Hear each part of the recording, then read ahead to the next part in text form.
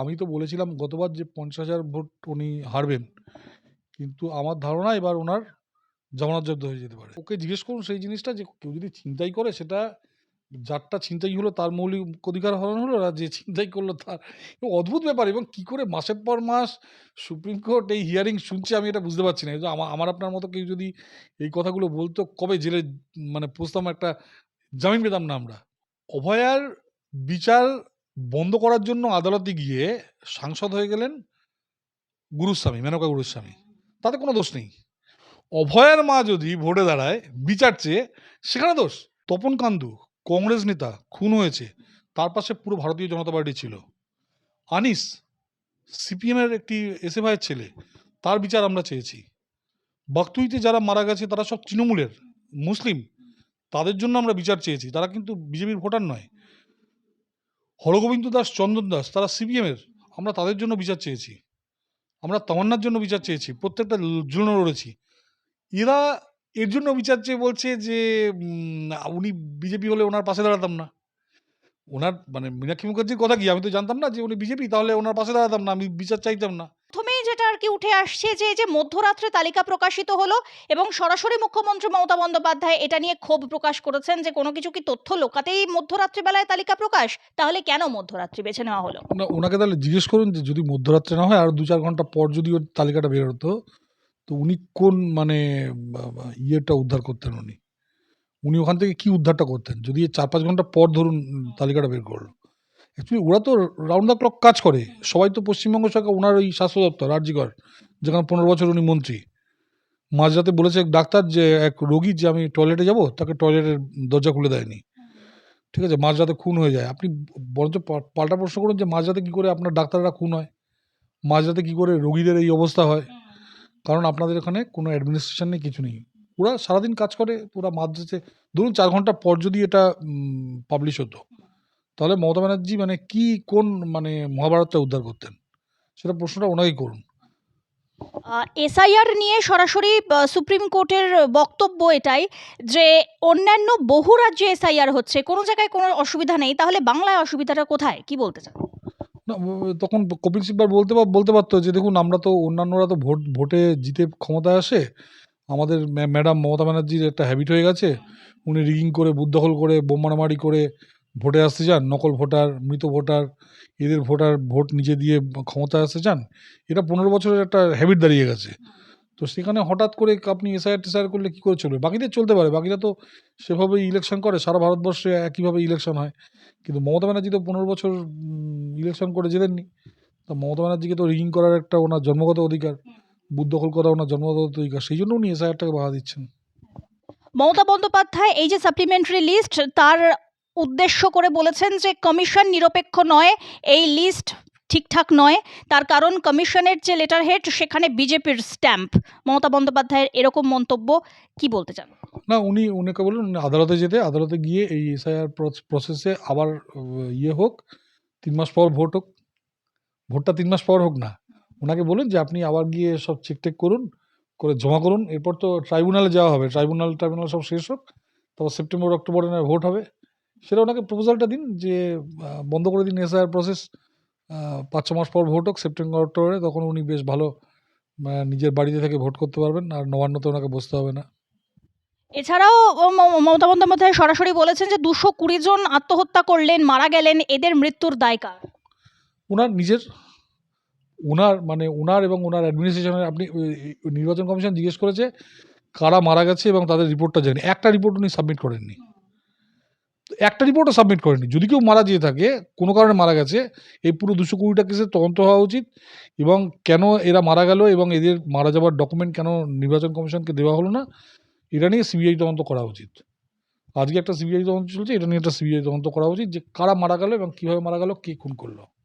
মমতা বন্দ্যোপাধ্যায় তিনি বলেছেন যে এই যে এভাবে পিছনের দরজা দিয়ে খেলছেন কেন, সামনাসামনি এসে একটু খেলুন না। গোটা বিষয়টিকে নিয়ে তিনি আরো একবার বিজেপির দিকে কটাক্ষ ছুড়েছেন, কি বলবেন? কে পিছনের দরজা দিয়ে খেলেছে? সামনাসামনি খেলা হচ্ছে। আপনি তো যাচ্ছেন, আপনার কোনো মুখ্যমন্ত্রী সুপ্রিম কোর্ট যায়নি। আপনি তো ১০ বার সুপ্রিম কোর্ট গেলেন, একটা কেসে আপনি জিততে পারলেন না। ঠিক আছে? আপনি কোনো স্ট্যালিন-ফ্যালিন থেকে শুরু করে আপনার ওই পিনারাই বিজয়ন, যারা নাকি বিজেপির না ইভেন, তারাকেও গেছে এতবার করে সুপ্রিম কোর্টে, দিব্যি তাদের কাজকর্ম শেষ হয়ে গেছে।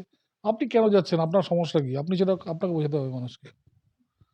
মমতা বন্দ্যোপাধ্যায় আরো একটি কথা বলেছেন যে যেটুকু নাম উঠেছে মনে রাখবেন আমার জন্যই উঠেছে, এবং তিনি সরাসরি নির্বাচন কমিশনের ভূমিকা এবং এসআইআর নিয়েই আরো একবার বড়সড় চিহ্ন তুলেছেন, এবং তিনি বলেছেন যে একতরফা কোনো রাজনৈতিক দলের নাম কেন ঢুকিয়েছেন, কি বল? তার মানে যে কটা নাম উঠেছে ওনার জন্য যদি ওঠে, তাহলে যে নামগুলো বাদ গেছে সেগুলো ওনার জন্য বাদ গেছে। যেগুলো বাদ গেছে ওগুলো বাদ গেল কেন? এটা ফার্স্ট আপনাকে প্রথমত হলো নির্বাচন কমিশনের যে কাজকর্ম হচ্ছে তার মধ্যে আপনি তার মানে ইন্টারফেয়ার করেছেন। আপনার অনুপ্রাণিত অফিসার, আমি যেটা বারবার বলে আসছি, অনুপ্রাণিত WBCS অফিসার, অনুপ্রেরণা এমনকি ক্লাস 2 অফিসার যাদের সব ঢোকানো হয়েছে, তারা এটা করেছে। এবার উনি বলছেন যে আমার জন্য নামগুলো ঢুকেছে। তা যেগুলো বাদ গেছে সেগুলো আপনার জন্য বাদ গেছে, অন্য কারোর জন্য না। তার দায় আপনাকে নিতে হবে। মুখ্যমন্ত্রী মমতা বন্দ্যোপাধ্যায় তার কেন্দ্র অর্থাৎ ভবানীপুর, সেখানে বেশ কিছু নাম বাদ গিয়েছে। কোথাও না কোথাও কি এখানে মুখ্যমন্ত্রী মমতা বন্দ্যোপাধ্যায় একটু দমে গিয়েছেন? তিনি কি ভয় পাচ্ছেন? দেখুন, আমি কতগুলো ডেটা দেখছিলাম। 2011-তে প্রথম যখন ভোট হয়, যখন মমতা ব্যানার্জি ভবানীপুরে দাঁড়াননি, সুব্রত বক্সী দাঁড়িয়েছিলেন সেবার। সেইবার যা ভোটার ছিল, তার পরের বার থেকে আমি দেখছি 30-40 হাজার করে বেশি করে ভোট দেয় লোকে। সেইবার কিন্তু 2011-তে ভোট কম পড়েছিল। তারপর হঠাৎ এবার দেখি 60,000 বাদ চলে গেল। তখন এই ভোটারগুলো কে ঢোকালো, কোথা থেকে ঢুকলো, হ্যাঁ, এগুলো নিয়েও তো একবার তদন্ত করা উচিত। মানে দেখুন, যদি সঠিক হতো এদের যদি, তাহলে তো ভবানীপুরে উনি হইচই করে দিতেন। এই 60,000 ভোটার যাদের নাম বাদ গেছে, যদি সত্যি এই 60,000 ভোটার থাকতো, ওই 60,000 ভোটারকে নিয়ে উনি রাস্তায় নেমে যেতেন। ওই 60,000 ভোটার নেই, ওসব ওই দ্বিজেন মুখোপাধ্যায়ের মতো ভোটার সব। ঠিক আছে? সেই জন্য ওখানে উনি আর মানে ওটা নিয়ে কোনো, আপনি আসুন না, ওই 60,000 ভোটারের নাম নিয়ে রাস্তায় গিয়ে দাঁড়ান না। আপনি দাঁড় করিয়ে নির্বাচন কমিশনের অফিসের সামনে আপনি গিয়ে দাঁড়ান যে এই 60,000 লোকের নাম বাদ গেছে। নেই, ওই 60,000 লোক নেই। এদের ভোটটা সব ওই হারমাদরা ওখানে ফেলতো, উন্মাদরা। একদিকে এই এসআইআর এর নিয়ে এক কথায় একদম উত্তপ্ত রাজনীতি হয়ে মানে উঠেছে বাংলার এই পরিক্ষেত্র। আর অন্যদিকে দেখতে পাচ্ছি যে ভবানীপুরে একদম সরাসরি ডুয়েলে মমতা বন্দ্যোপাধ্যায় এবং শুভেন্দু অধিকারী। তো ভবানীপুর কেন্দ্র স্বাভাবিকভাবে এবারে সকলের নজরে, কি বলতে চান? দেখুন, ভবানীপুরের অবাঙালিরা ওনাকে ভোট দেবেন না, কারণ যেভাবে অবাঙালিদের উনি গালাগাল করেছেন, যদিও ওনার বাড়ির সব দেখি আর্ধেক জামাই, আর্ধেক ছেলের বউ সব দেখি অবাঙালি, তবু উনি যেভাবে উনি আর ওনার ভাইপো, মানে ওনার ভাইপোর স্ত্রীও তো বাঙালি না, কিন্তু অবাঙালিদের যেভাবে গালাগাল করেছেন, তো তাতে ওখানকার ভবানীপুর তো মিনি ইন্ডিয়া, তো সেখানে কটা ভোট উনি পাবেন সন্দেহ আছে। আর দ্বিতীয়ত হচ্ছে, ওখানকার যে বাঙালিরা, তারা আপনারা দেখবেন রাস্তায় নেমে এসছেন। রাস্তায় নেমে আপনারা পেয়েছেন নিশ্চয়ই সেসব ফুটেজ। তারা বলছে যে আমরা পারছি না, মমতা ব্যানার্জি অন্য কোথাও গিয়ে থাকুক, ওনার জন্য রাস্তা ঘুরে যেতে হয়, ছোট্ট একটু রাস্তার জন্য আমাদের 2 কিলোমিটার ঘুরে যেতে হয়। তো এর থেকে ভালো মমতা ব্যানার্জি অন্য কোথাও গিয়ে থাকুক, ওনাকে কে এখানে থাকতে বলেছে? ফলে ওখানকার বাঙালিরাও ওনাকে ভোট দেবে না। অবাঙালিরা যেমন দেবে না, বাঙালি ওনার, আমি তো বলেছিলাম গতবার যে 50,000 ভোট উনি হারবেন, কিন্তু আমার ধারণা এবার ওনার জামানত জব্দ হয়ে যেতে পারে। মানে উনি জামানত নিয়ে, যেমন এই এখন সিপিএমের সব বড় বড় নেতারা জামানত জব্দ হয়ে যায়, ওনার সেই দুরবস্থা না হয়। সুজন চক্রবর্তীর খাতায় নাম লেখাবেন উনি আর কি, বা সেলিমের মতো, বা ওই বিকাশ রঞ্জনের মতো জামানত জব্দ হওয়ার খাতায় নাম লেখাবেন আর কি। 73 জন রিটার্নিং অফিসার তাদেরকে বদলি করে দেওয়া হলো, অপসারণ করে দেওয়া হলো, এবং এই যে এই গোটা ঘটনায় আরও একবার মমতা বন্দ্যোপাধ্যায় সুর চড়িয়েছেন। তিনি বলেছেন যে বাংলার হয়ে যারা কাজ করছেন তাদের কেন বাংলা থেকে বাইরে বের করে দিচ্ছেন। কমিশনের ভূমিকা নিয়ে তিনি প্রশ্ন করছেন, কি বলতে চান?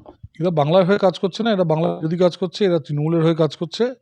এবং ওনার মানে মানে উনি যে রেগে গেছেন, এটা প্রমাণ যে এই লোকগুলো সব টেন্টেড।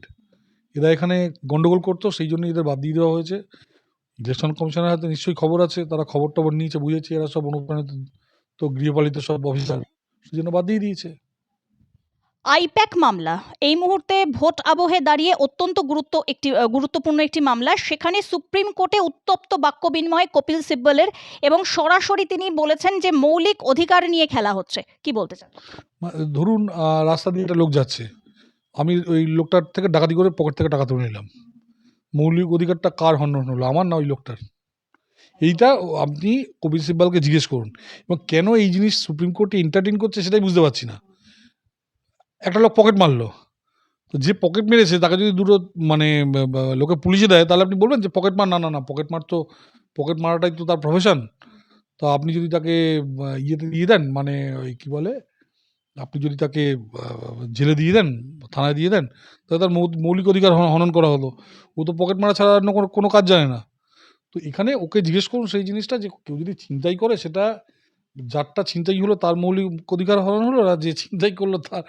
অদ্ভুত ব্যাপার, এবং কি করে মাসের পর মাস সুপ্রিম কোর্ট এই হিয়ারিং শুনছে আমি এটা বুঝতে পারছি না। এই যে আমার আপনার মতো কেউ যদি এই কথাগুলো বলতো, কবে জেলে মানে পৌঁছতাম, একটা জামিন পেতাম না আমরা।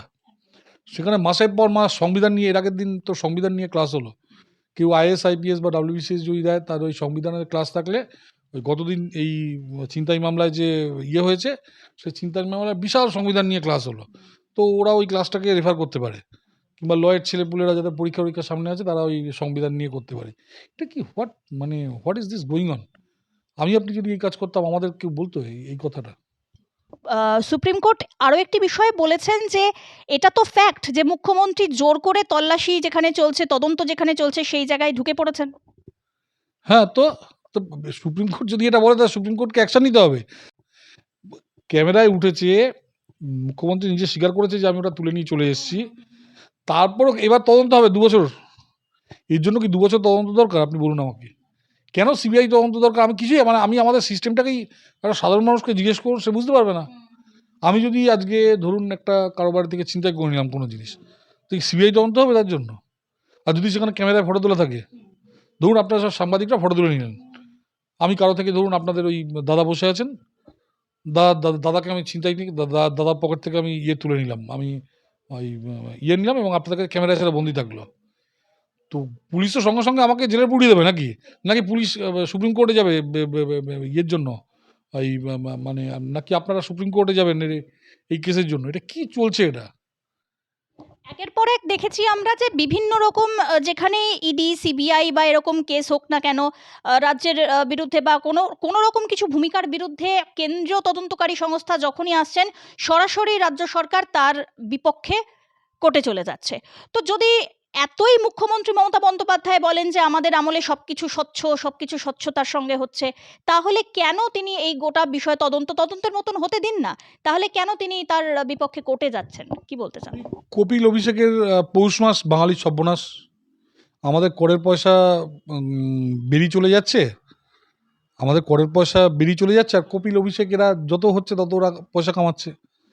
অন্য কোনো রাজ্য তো এই মানে এখানে যদি এই যে আমি আপনাকে বলছি যে আরজি করে মারা গেল, আরজি করে এক ডাক্তার ওই এক রুগীকে মারলো, আপনি কালকে দেখবেন ওই ডাক্তারকে বাঁচানোর জন্য কপিল সিব্বাল বা অভিষেক মনু সিংভিকে অ্যাপয়েন্ট করা হয়েছে।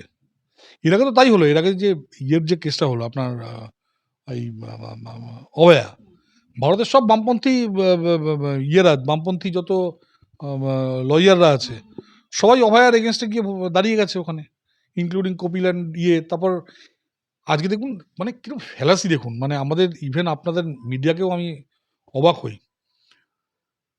অভয়ার বিচার বন্ধ করার জন্য আদালতে গিয়ে সাংসদ হয়ে গেলেন গুরুস্বামী, মেনকা গুরুস্বামী। তাতে কোনো দোষ নেই। অভয়ার মা যদি ভোটে দাঁড়ায় বিচার চেয়ে, সেখানে দোষ। কি অদ্ভুত! মানে আমি বুঝে পাচ্ছি না যে মানে আমরা কোনটা নিয়ে প্রশ্ন তুলছি, কোনটা তুলছি না, এটা আমাদের নিজেদের আয়ত্তের বাইরে চলছে। অভয়ার বিচার না দেওয়ার জন্য ও সাংসদ হয়ে গেল, মেনকা গুরুস্বামী। অভয়ার বিচার চাইছে ওর মা ভিলেন হয়ে গেল। এই কোন দেশে আমরা বাস করছি? কি যুক্তিবাদ? কিসের সোশ্যালিজম, কিসের সেকুলারিজম? কোথায় যাচ্ছি আমরা? এই মীনাক্ষী মুখোপাধ্যায় তো সরাসরি প্রশ্নই তুলে দিয়েছেন যে রাজনীতিতে কেন এলেন? রাজনীতিতে না এলেই ভালো হতো। যখন গাড়িটা আটকেছিলাম তখন তো বুঝতে পারিনি যে এই মেয়েটি বিজেপি না তৃণমূল না বামফ্রন্ট। এইখানেই প্রথমত কথা হলো, মীনাক্ষী মুখার্জিকে জিজ্ঞেস করুন আপনাকে রাজনীতিতে আসতে কে বলেছে? আপনি সত্যেন বোস আর কোন আপনি মেঘনাদ সাহা যে আপনাকে ইয়েতে আসতে হবে, মানে আপনাকে রাজনীতিতে আসতে হবে? একসময় তো মেঘনাদ সাহা প্রফুল্ল প্রশান্ত মহোদয় আসতো, তার সঙ্গে কি উনি নিজেকে তুলনা করেন যে ওনার রাজনীতিতে আসবে? উনি কেন রাজনীতিতে এলেন? দ্বিতীয়ত, এখানেই ভারতীয় জনতা পার্টির সঙ্গে সিপিএমের পার্থক্য। তপন কান্দু কংগ্রেস নেতা, খুন হয়েছে, তার পাশে পুরো ভারতীয় জনতা পার্টি ছিল। আনিস সিপিএমের একটি এসএফআইয়ের ছেলে, তার বিচার আমরা চেয়েছি। বাগতুইতে যারা মারা গেছে তারা সব তৃণমূলের মুসলিম, তাদের জন্য আমরা বিচার চেয়েছি, তারা কিন্তু বিজেপির ভোটার নয়। হরগোবিন্দ দাস, চন্দন দাস, তারা সিপিএমের, আমরা তাদের জন্য বিচার চেয়েছি। আমরা তামান্নার জন্য বিচার চেয়েছি, প্রত্যেকটা জন্য লড়েছি। এরা এর জন্য বিচার চেয়ে বলছে যে উনি বিজেপি হলে ওনার পাশে দাঁড়াতাম না। ওনার মানে মীনাক্ষী মুখার্জির কথা কি? আমি তো জানতাম না যে উনি বিজেপি, তাহলে ওনার পাশে দাঁড়াতাম না, আমি বিচার চাইতাম না। এইখানে এই কার্ল মার্কসের থিওরির এখানেই সমস্যা। আমি বলছি পৃথিবীতে যদি সবচেয়ে খারাপ কোনো দার্শনিক থাকে, ওনাকে দার্শনিক বলা যায় না, তাত্ত্বিক। দর্শন আর তত্ত্বের মধ্যে একটা পার্থক্য আছে। দর্শনিক বা দার্শনিক মানে হলো যে নিজেরটাকে ঠিক মনে করে, আর মনে করে আরেকজন ঠিক হলেও হতে পারে। তাত্ত্বিক মানে আমারটা ঠিক বাকি সবাই ভুল। তো এ হলো একজন তাত্ত্বিক, এই কার্ল মার্কস। এবং কার্ল মার্কস সারা পৃথিবীতে এই ধরনের সব মানে মানে কি বলবো, মানে আমার কোনো আমি ল্যাঙ্গুয়েজ ইউজ করতে চাই না, এই ধরনের সব প্রোডাক্ট তৈরি করে গেছে। তুই যদি জানতিস যে ও বিজেপিতে জয়েন করবে, তাহলে তুই ওনার বিচার চাইতি না? কি বলছিস এইরকম? আরে উনি কেন রাজনীতি না করলে তুই নিজেকে জিজ্ঞেস কর, যে তুই নিজে রাজনীতিতে এসছিস, তার কি দরকার? বা আপনি, সরি বলা উচিত না, আপনি নিজে রাজনীতিতে এসছেন, আপনার রাজনীতিতে আসার কি দরকার মীনাক্ষী দেবী? আপনার তো কোনো দরকার নেই রাজনীতিতে আসার, যার নাকি মন এত ছোট। শুভেন্দুবাবু দেখুন সবার পাশে দাঁড়িয়েছে। শুভেন্দুবাবু সিপিএম এর পাশে দাঁড়িয়েছে, কংগ্রেসের পাশে দাঁড়িয়েছে, মুসলিমদের পাশে দাঁড়িয়েছে, হিন্দুদের পাশে দাঁড়িয়েছে, সবার পাশে দাঁড়িয়েছে শুভেন্দুবাবু। মীনাক্ষী দেবী রিগ্রেট করছেন যে কেন বিজেপি, আমি কেন বিজেপির পাশে দাঁড়াতে গেলাম। That is the reference. এই মামলায় যদি কোনো রকমভাবে বিপক্ষে রায় যায়, তাহলে কি গোটা দায় মুখ্যমন্ত্রী মমতা বন্দ্যোপাধ্যায়ের নিজের কাঁধে নিয়ে তার মুখ্যমন্ত্রিত্ব থেকে পদত্যাগ করা উচিত? মমতা ব্যানার্জি জীবনে পদত্যাগ করবেন না। উচিত তো দেখুন ওনার 15 বছর আগেই পদত্যাগ করা উচিত ছিল। যেদিন উনি মুখ্যমন্ত্রী হয়েছেন, একদিন মুখ্যমন্ত্রী থেকে ওনার পদত্যাগ করা উচিত ছিল। রাজ্যটাকে এই সর্বনাশের দিকে নিয়ে যাওয়ার কোনো দরকার ছিল না ওনার। 15 বছর আগেই ওনার পদত্যাগ করা উচিত ছিল। উনি জীবনে পদত্যাগ করবেন না। উনার অন্তত আমি 100 খানা ইনস্ট্যান্স দেখিয়ে দেবো যখন ওনার পদত্যাগ করা উচিত ছিল। একসময় উনি পদত্যাগের রেকর্ড করেছিলেন, জানেন তো? আপনাকে হিস্ট্রিটা বলি। 1999 থেকে 2001 এই সময় রেলমন্ত্রী হয়েছিলেন। বোধহয় 22 না 24 বার উনি পদত্যাগ করেছিলেন। শেষে উনার পদত্যাগ নিয়ে টাইমস অফ ইন্ডিয়ায়, আমরা তখন বাইরে চাকরি করতাম, কার্টুন বেরোতো। আর কে লক্ষ্মণ উনার নিয়ে ইউসএইডিতে মমতা ব্যানার্জিকে নিয়ে কার্টুন বের করতেন, যে আদবানিজি আর বাজপেয়ীজি বসে আছেন, মমতা ব্যানার্জি ঢুকছেন বেরোচ্ছেন, ঢুকছেন বেরোচ্ছেন। এতবার উনি পদত্যাগ করেছেন। সেই মমতা ব্যানার্জি গত 15 বছরে একবারও পদত্যাগ করলেন না, যখন ওনার সত্যিকারের পদত্যাগ করা উচিত। তো ওনার পদত্যাগ অনেক আগেই করা উচিত ছিল। রাজ্যটা সর্বনাশ করে দিয়েছেন উনি।